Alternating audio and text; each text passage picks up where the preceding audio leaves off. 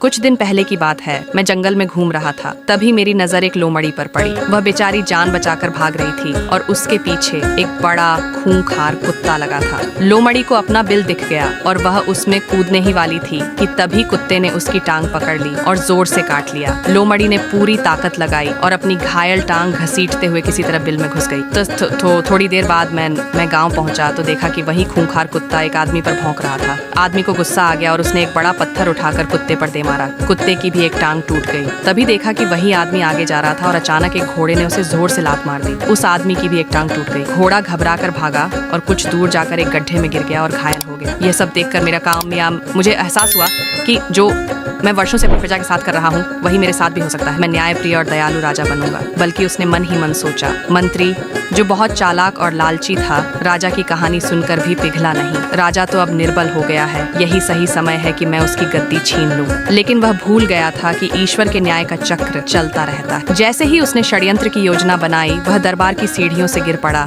और उसकी गर्दन टूट गई। वहीं उसका अंत हो गया। इस कहानी से हमें सीख मिलती है कि जैसा करोगे वैसा भरोगे। यदि तुम किसी के साथ अन्याय करोगे, इसलिए हमेशा भलाई करो और लोगों से बदले की उम्मीद मत रखो।